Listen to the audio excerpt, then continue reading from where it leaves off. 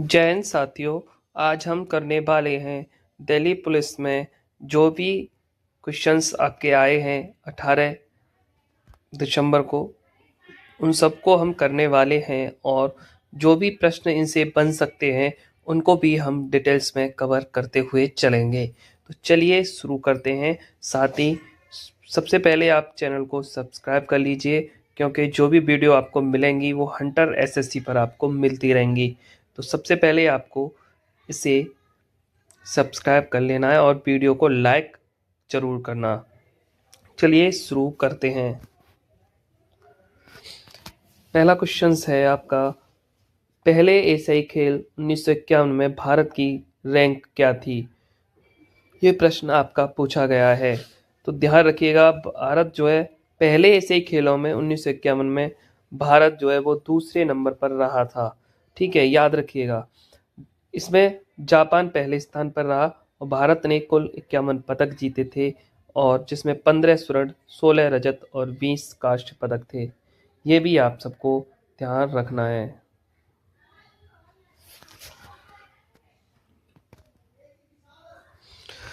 Next इसी में point है आपका, 2023 एशियन गेम्स चीन के होंगजो शहर में आयोजित किए गए थे। यह 19वां संस्करण था और भारत ने कुल 107 पदकों के साथ यानी कि 28 स्वर्ण, 38 रजत, 41 कांस्य के साथ पदक तालिका में चौथा स्थान हासिल किया था, जो भारत का अब तक का सर्वश्रेष्ठ प्रदर्शन था। इसमें नेक्स्ट पॉइंट आपको याद रखना है, 2026 के एशियाई खेल जापान के एची प्रांत और नागोया शहर में आयोजित किए जाएंगे, जो 19 सितंबर से 4 अक्टूबर 2026 तक होंगे। ये आपके प्रमुख मेजबान देश हैं, इनके बारे में भी एक बार जान लेते हैं। ठीक है, तो थाईलैंड ने 4 बार 1966, 1970 और 1978 और 1998, जापान में 3 बार और चीन ने 3 बार, दक्षिण कोरिया ने भी 3 बार और भारत ने 2 बार 1951 और 1982। याद रखिएगा। नेक्स्ट है आपका जो पूछा गया है, international association of athletics federations IAF की स्थापना कहाँ हुई है? तो आप सबको पता है, स्टॉकहोम स्वीडन में। इसकी जो स्थापना है वो स्टॉकहोम स्वीडन में हुई थी। बात करें स्थापना तारीख की, अगर पूछ ले तो बताएंगे 17 जुलाई 1912 और वर्तमान नाम है वर्ल्ड एथलेटिक्स। और वर्तमान मुख्यालय पूछे तो बताओगे मोनाको। इसमें ही नेक्स्ट पॉइंट है आपका, अंतर्राष्ट्रीय जो स्तर पर जो सेविस्टियंस को भारत में कौन है? तो आप बताओगे बहादुर सिंह साहू। अंतर्राष्ट्रीय स्तर पर पूछ ले वर्ल्ड एथलेटिक्स कौन है, तो वो है सेविस्टन को, और भारत में पूछ ले तो बताएंगे बहादुर सिंह साहू। बात करें स्थापना की तो 1940 में प्रोफेसर जीडी सोंधी और महाराजा यादविंद्र सिंह की पहल पर हुई थी। इसका मुख्यालय नई दिल्ली में है और वर्तमान अध्यक्ष हैं बहादुर सिंह साहू, जनवरी 2025 से। नेक्स्ट है इसी में, अब तक सबसे अधिक ओलंपिक पदक, स्वर्ण पदक किसके पास हैं? अब तक जो कुल पदक की बात करें हम तो इसमें 23 स्वर्ण पदक हैं, वो है माइकल पेल्स के पास। ऑप्शन ए माइकल पेल्स के पास। नेक्स्ट है, फुटबॉल खेल में गेंद को कौन से बॉडी पार्ट से टच स्पर्श करने के नियम के अनुसार मना है? फुटबॉल खेल में जो टच करना या स्पर्श करना का जो नियम है उसको मना है वो है हाथ। ठीक है, हाथ से हम फुटबॉल को टच नहीं कर सकते। फुटबॉल में खिलाड़ी गेंद को पैर, सिर, छाती, जांग आदि से खेल सकता है, लेकिन हाथ या बाजू से गेंद को छूना नियमों के विरुद्ध है। केवल गोलकीपर को अपने पेनल्टी एरिया के अंदर हाथ से गेंद पकड़ने की अनुमति होती है। बात करें फुटबॉल से संबंधित कई शब्द हैं, जैसे ध्यान रखिएगा, dribble, offside, dribble, offside, goal, penalty kick, free kick, corner kick, hattrick foul, tackle, defender, midfielder, forward header, bicycle kick और थ्रो इन प्रमुख हैं। नेक्स्ट है आपका, 2016 ग्रीष्मकालीन ओलंपिक में भारत ने कुल कितने पदक जीते थे? तो ध्यान रखिएगा, भारत ने 2 पदक जीते थे। 2016 रियो डी जेनेरो ग्रीष्मकालीन ओलंपिक में भारत ने कुल 2 पदक जीते थे। ये दोनों पदक रजत यानी कि सिल्वर थे। और बात करें पीवी सिंधु, तो पीवी सिंधु ने महिला बैडमिंटन सिंगल में रजत पदक जीता। फाइनल में स्पेन को कैरोलिना मारिना से हार गईं। वहीं साक्षी मलिक ने एक महिला कुश्ती में 58 केजी में फ्री स्टाइल में रजत पदक जीता था। वो फाइनल में स्वीडन की सुसाना हेरिक्सन से हार गई थी। नेक्स्ट इसमें याद रखिएगा, टोक्यो 2021 में 7 मेडल, जिसमें 1 गोल्ड लिया नीरज चोपड़ा ने जेवलिन थ्रो में। 2 सिल्वर आए थे मीराबाई चानू और रवि कुमार दहिया द्वारा, और ब्रॉन्ज आए 4 सिंधु, पीवी सिंधु, लोबनिया बोरगोहेन और मेंस हॉकी टीम ने लिया। और वहीं बजरंग पुनिया रेसलिंग में लेकर के आए थे। टोक्यो 2020 के खेलों की बात करें तो हम बात करें हम पेरिस ओलंपिक्स की, तो 2024 में 6 मेडल आए थे, जिसमें 1 नीरज चोपड़ा लेके आया। 5 ब्रॉन्ज थे मनु भाकर, स्वप्न कुसाले, अमन शेरावत और मेंस हॉकी टीम। ठीक है, Paris 2024 model table top 3 final रही। वो है यूनाइटेड स्टेट 126 मेडल के साथ, चीन 91 के साथ और फ्रांस 108 के साथ। हिंदी महिलाओं की भाला प्रतियोगिता को ओलंपिक कार्यक्रम में किस वर्ष जोड़ा गया था? तो ध्यान रखिएगा, जो महिला की जो भाला प्रतियोगिता है जो ओलंपिक कार्यक्रम है वो 1932 में जोड़ा गया था। ठीक है, 1896 में एथेंस पहले आधुनिक ओलंपिक, जिसमें एथलेटिक्स, साइकिलिंग, तैराकी, कुश्ती, भारोत्तोलन, तलवारबाजी, निशानेबाजी, टेनिस और जिम्नास्टिक जैसे खेल थे। ये भी पॉइंट आपको ध्यान रखना है। अन्य प्रमुख स्थायी खेल जो पहली बार शामिल हुए, वुशु कुश्ती 1896 में, टेनिस 1988 में, शूटिंग को 1896 में, रोइंग 1900, बॉक्सिंग 1904, डाइविंग 1904, फुटबॉल 1900 से 1908 में, वॉलीबॉल 1964 में, जूडो 1964, टेबल टेनिस 1988, ताइक्वांडो 2000 में और रग्बी को 2016 में और गोल्फ को 2016 में शामिल किया गया। हिंदी ग्रीष्मकालीन ओलंपिक में भारत ने कितने पदकों के साथ अपनी उच्चतम पदक संख्या प्राप्त की है? तो याद रखिएगा, 7 पदकों के साथ। भारत ने ग्रीष्मकालीन ओलंपिक में अपनी उच्चतम पदक संख्या 7 पदकों के साथ 2021 टोक्यो ओलंपिक में प्राप्त की। इसमें 1 स्वर्ण, 2 रजत, 4 कांस्य पदक शामिल थे। इसमें पहले 2012 लंदन ओलंपिक में 6 पदक आए थे। ठीक है, और वहीं भारत का सर्वश्रेष्ठ प्रदर्शन था, लेकिन टोक्यो ने इसे पार कर लिया। 2024 पेरिस में 6 पदक जीते गए, जो संयुक्त रूप से दूसरा सर्वोच्च है। इसमें पॉइंट याद रखना है, भारत ने हॉकी में अब तक कुल 13 ओलंपिक पदक जीते हैं, जिसमें 8 स्वर्ण, 1 रजत और 4 कांस्य पदक हैं।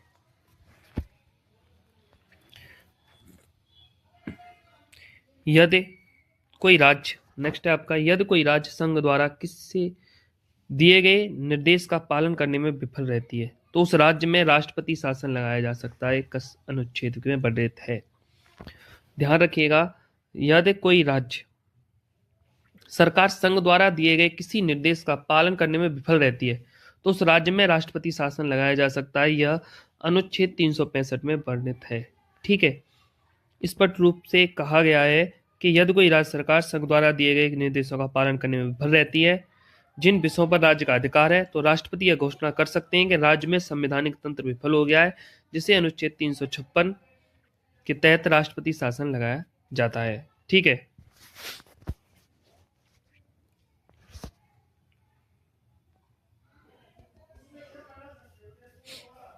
अनुच्छेद 356 मुख्य प्रावधान है, लेकिन असफलताओं का आधार अनुच्छेद 365 प्रदान करता है। ठीक है, और अनुच्छेद 360 में वित्तीय आपातकाल से संबंधित है और 352 राष्ट्रीय आपातकाल से। ये भी पॉइंट ध्यान रखिएगा। किस संशोधन से मतदान की आयु 21 से घटाकर 18 वर्ष की गई? तो ध्यान रखिएगा, कौन सा संशोधन था जिससे मतदान की जो आयु है 21 से हटाकर 18 कर दी गई थी? तो 61वां संविधान संशोधन 1988 में न्यूनतम आयु थी जो 21 वर्ष से घटाकर 18 वर्ष कर दी गई थी। ठीक है, यह संशोधन अनुच्छेद 326 से परिवर्तन करके लागू हुआ, जिससे लोकसभा और विधानसभा चुनावों में युवाओं की भागीदारी बढ़ी थी। यह विधेयक 1988 में लोकसभा और राज्यसभा द्वारा पारित हुआ तथा 28 मार्च 1989 को राष्ट्रपति द्वारा स्वीकृति मिली थी। ठीक है, और राजीव गांधी सरकार के दौरान यह फैसला लिया गया था। बात करें 42वां संविधान संशोधन, तो इसमें मौलिक कर्तव्यों से संबंधित था, जबकि 73वां पंचायती राज से और 86वां शिक्षा का अधिकार से जुड़ा हुआ है, ध्यान रखिएगा। नेक्स्ट है आपका इसमें भारतीय संविधान में मौलिक अधिकारों का निलंबन की जो अवधारणा है वो किस देश के संविधान से ली गई है। तो याद रखिएगा, भारतीय संविधान में मौलिक अधिकारों के निलंबन की जो अवधारणा है वो जर्मनी से ली गई है। जर्मनी के बीमार संविधान, ठीक है, से ली गई है। विशेष रूप से ये अनुच्छेद 358 और 359 के माध्यम से, याद रखिएगा ये भी आप। और बात करें हम कुछ पॉइंट्स आगे, तो आपातकाल, राष्ट्रीय आपातकाल के दौरान भी अनुच्छेद 20 और 21 को निलंबित नहीं किया जा सकता। ये भी पॉइंट आप याद रखिएगा। ये दो मौलिक अधिकार आपातकाल में भी कायम रहते हैं और नागरिकों को इनसे वंचित नहीं किया जा सकता। यह प्रावधान 44वां संविधान संशोधन 1978 द्वारा जोड़ा गया था। निम्नलिखित में से कौन सा संघवाद की विशेषता नहीं है, पूछा है आपसे। तो याद रखिएगा, संघवाद की प्रमुख विशेषताओं में लिखित संविधान, शक्तियों का केंद्र का जो राज्य के बीच में जो विभाजन है वो, ठीक है, और स्वतंत्र न्याय के जो शामिल है वो सब शामिल है, जो संविधान की सर्वोच्च सुनिश्चित करती है। और बात करें हम एकल नागरिकता की, ठीक है, तो एकल नागरिकता भारतीय संविधान की जो एकात्मक विशेषता है, न कि संघवाद। ठीक है, शुद्ध संघवाद जैसे अमेरिका में द्वैध नागरिकता है, वहीं राष्ट्रीय और राज्य होती है अलग अलग, लेकिन भारत में केवल भारतीय नागरिकता है जो केंद्र को मजबूत बनाती है, याद रखना है आपको। निम्नलिखित में से कौन सी राष्ट्रपति की शक्ति नहीं है। तो भारतीय संविधान के अनुसार राष्ट्रपति को प्रधानमंत्री की नियुक्ति, अनुच्छेद 75 संसद को संदेश भेजना या संबोधित करना अनुच्छेद 86-87 में, और विधेयकों पर वीटो शक्ति जैसी शक्तियां प्राप्त हैं, ये आपको ध्यान रखना है। ठीक है, तो इसमें पूछा नहीं है, नियुक्ति है आपकी, संदेश भेजना है, वीटो है, पर कानून का मसौदा तैयार करना नहीं है। कानून का मसौदा तैयार करना संसद का विशेष अधिकार है, याद रखिएगा। ठीक है, अनुच्छेद 107 108 कहता है कि राष्ट्रपति केवल विधेयकों पर सहमति देते हैं या अध्यादेश को जारी कर सकते हैं। अध्यादेश जारी अनुच्छेद 123, ठीक है, ये भी याद रखना, लेकिन विधायी प्रक्रिया का प्रारंभिक जो मसौदा नहीं बनाते। राष्ट्रपति की शक्तियां मुख्यतः नाम मात्र की है, जो मंत्रिपरिषद की सलाह पर प्रयोग होती हैं। हिंदी लोकसभा की बैठकों की अध्यक्षता कौन करता है। लोकसभा की बैठकों की अध्यक्षता लोकसभा अध्यक्ष करता है। ठीक है, जो लोकसभा के सदस्यों द्वारा चुने जाते हैं, अनुच्छेद 93 में। और वर्तमान में ओम बिरला 2024 से दूसरी बात इस पद पर है। ठीक है, वर्तमान में लोकसभा अध्यक्ष ओम बिरला, याद रखिएगा। पॉइंट 23 में ही स्पीकर सदन की जो कार्यवाही संचालित करते हैं, बहस का निर्णय लेते हैं और बराबरी की स्थिति में निर्णायक वोट डालते हैं, उनकी अनुपस्थिति में डिप्टी स्पीकर अध्यक्षता करते हैं। ठीक है, वहीं राष्ट्रपति संसद के संयुक्त सत्र बुला सकते हैं, उपराष्ट्रपति राज्यसभा के सभापति हैं, प्रधानमंत्री सदस्य हैं, लेकिन अध्यक्षता नहीं करते। यूसीसी क्या है। यूसीसी का अर्थ है यूनिफॉर्म सिविल कोड, याद रखिएगा, यूनिफॉर्म सिविल कोड, यानी कि एक समान नागरिक संहिता। ठीक है, जो विवाह, तलाक, उत्तराधिकार, गोद लेना और संपत्ति जैसे व्यक्तिगत मामले में सभी नागरिकों को धर्म, जाति, लिंग से स्वतंत्र के लिए एक सामान्य कानून का प्रस्ताव देती है। पॉइंट ऐसी में कि यह भारतीय संविधान के अनुच्छेद 44 में उल्लिखित है। ठीक है, और जो राज्य को पूरे भारत में यूसीसी लागू करने का प्रयास करने में निर्देश देता है, हालांकि न्यायिक रूप से बाध्यकारी नहीं होता। पॉइंट इसमें एक और याद रखिएगा, उत्तराखंड ने 27 जनवरी 2025 से इसे पहला राज्य स्तर पर लागू किया है जो लैंगिक समानता और धर्मनिरपेक्षता को बढ़ावा देता है। ठीक है, बीएनएस के अनुसार किसे रियल अपराधी माना गया है। तो ध्यान रखिएगा, बीएनएस भारतीय न्याय संहिता के अनुसार सभी व्यक्ति जो किसी अपराध को अंजाम देने में किसी भी तरह से शामिल होते हैं उन्हें अपराधी माना जाता है। ठीक है, याद रखना आपको, जो अपराध में शामिल होगा, जो अपराध में शामिल भी होता है। ठीक है, बीएनएस से एक क्वेश्चन पूछा जा रहा है हर शिफ्ट में। 1989 महाराष्ट्र कैडर के रिटायर्ड आईएएस कौन है जिन्हें भूमि संसाधन सचिव बनाया गया है? तो मनोज जोशी हैं ये। मनोज जोशी 1989 बैच के महाराष्ट्र कैडर के आईएएस अधिकारी हैं जिन्हें भूमि संसाधन विभाग में सचिव नियुक्त किया गया है। वे ग्रामीण विकास मंत्रालय के तहत कार्यरत हैं। वहीं 1987 में महाराष्ट्र में जो कैडर के रिटायर्ड आईएएस अधिकारी थे वो थे आर.ए. राजीव, और जिन्हें भूमि संसाधन सचिव बनाया गया था। ये पहले थे, अभी फिलहाल ये है मनोज जोशी। ठीक है। प्रधानमंत्री जन धन योजना का लक्ष्य क्या है? What is the objective of प्रधानमंत्री जन धन योजना? तो आप सबको पता ही है, प्रधानमंत्री जन धन योजना का मुख्य लक्ष्य वित्तीय समावेशन, जिसमें हर परिवार को कम से कम एक बुनियादी बचत बैंक खाता, रुपए डेबिट कार्ड, दुर्घटना बीमा 2 लाख तक का और ओवरड्राफ्ट सुविधा प्रदान करना शामिल किया गया है। ठीक है। तो provide at least one bank account to every household, याद रखिएगा। बात करें इसमें आगे पॉइंट्स, यह योजना 28 अगस्त 2014 को शुरू हुई, जिसमें 55 करोड़ से अधिक खाते खोले और डायरेक्ट बेनिफिट ट्रांसफर के माध्यम से सरकारी योजनाओं को लाभ पहुंचाया, विशेष रूप से ग्रामीण और कमजोर वर्गों को। ठीक है। नेक्स्ट है इसमें, प्रधानमंत्री किसान योजना में वित्तीय सहायता कैसे मिलती है? How is financial assistance provide under the प्रधानमंत्री किसान योजना? तो ध्यान रखिएगा, प्रधानमंत्री किसान सम्मान निधि योजना में वित्तीय जो सहायता है वो डायरेक्ट बेनिफिट ट्रांसफर के माध्यम से सीधे लाभार्थी के किसान के बैंक खाते में हस्तांतरित की जाती है। कहां पर की जाती है? सीधे बैंक खाते में, डीबीटी टू बैंक अकाउंट। ठीक है। और प्रतिवर्ष 6,000 की राशि 3 समान किस्तों में 2,000 प्रत्येक, मतलब 4 महीने के अंतराल पर दी जाती है। ठीक है। चलिए नेक्स्ट, उत्तर प्रदेश दिवस समारोह 2025 में उपराष्ट्रपति के साथ राज्यपाल कौन थे? तो उत्तर प्रदेश दिवस समारोह हुआ 2025 में 24-26 जनवरी को लखनऊ के अवध शिल्पग्राम में, और उपराष्ट्रपति जगदीप धनखड़ हैं। इनके साथ राज्यपाल थे आनंदीबेन पटेल, और मुख्य अतिथि के रूप में उपस्थित रही थी मुख्यमंत्री योगी आदित्यनाथ के साथ मिलकर उन्होंने उद्घाटन किया और 6 लोगों को उत्तर प्रदेश गौरव सम्मान प्रदान किया। ठीक है। वहीं कार्यक्रम की जो थीम थी वो थी विकास व विरासत प्रगति पथ पर उत्तर प्रदेश, जिसमें सांस्कृतिक प्रदर्शनी, पुरस्कार वितरण और विकास पर चर्चा हुई। सभी 75 जिलों में समांतर आयोजन हुए। ठीक है। नेक्स्ट चलते हैं। नेक्स्ट है आपका, स्वयं सहायता समूह ने महिलाओं के आत्मनिर्भरता को बढ़ाने के लिए कौन सी योजना लॉन्च की है? तो लखपति दीदी योजना।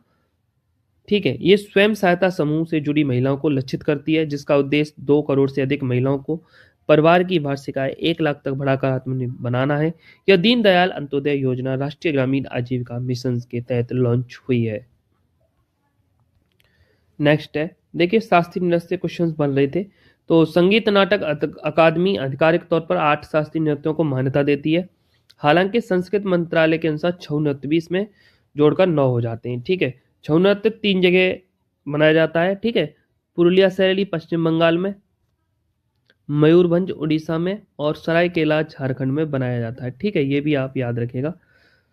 तो हम 8 नृत्यों के बारे में जान लेते हैं। भरतनाट्यम तमिलनाडु का है, यह सबसे प्राचीन नृत्य शैलियों में से एक है जो तमिलनाडु में है। ठीक है। वहीं कथक उत्तर प्रदेश में मनाया जाता है, कथक उत्तर प्रदेश में, कथकली केरल में, कुचिपुड़ी आंध्र प्रदेश, ओडिसी उड़ीसा, मणिपुर मणिपुर में, और सत्या असम में। सत्या जो है असम में, यह सबसे नवीनतम नृत्य 2000 में इसको शामिल किया गया था। ठीक है। और ये बैष्णव मठों से जुड़ा हुआ है, ये भी याद रखना। एक प्रश्न ये है आपका, प्रथम अंतरिक्ष मिशन के वैज्ञानिक के जनक कौन थे? तो ये भी आप ध्यान रखना, भारतीय अंतरिक्ष अनुसंधान संगठन इसरो के जो संस्थापक और भारतीय अंतरिक्ष कार्यक्रम के जनक डॉक्टर विक्रम साराभाई हैं, जिन्होंने 1969 में इसरो की स्थापना की और प्रथम भारतीय उपग्रह मिशन आर्यभट्ट 1975 का आधार तैयार किया। बात करें होमी भाभा परमाणु ऊर्जा के जनक की, तो ध्यान रखना एटॉमिक रिसर्च सेंटर है ये भाभा, और इसके जो अबुल कलाम मिसाइल मैन के नाम से जिन्हें हम जानते हैं। ठीक है। और सतीश धवन इसरो के पूर्व अध्यक्ष थे। विक्रम साराभाई ने थंबा केरल में पहला रॉकेट लॉन्च स्टेशन स्थापित कर अंतरिक्ष विज्ञान की नींव रखी थी। ठीक है। तो चलिए, ये हुए आपके दिल्ली पुलिस में आए हुए कुछ टॉपिक्स। से जो क्वेश्चंस बन रहे थे उसको भी हमने डिटेल्स में कवर किया था। तो इस वीडियो को शेयर कीजिएगा और ये टॉपिक आप एक बार लिख लीजिए एक जगह, और एग्जाम देने जाएं तब जरूर रिवाइज करके जाएं। जय हिंद।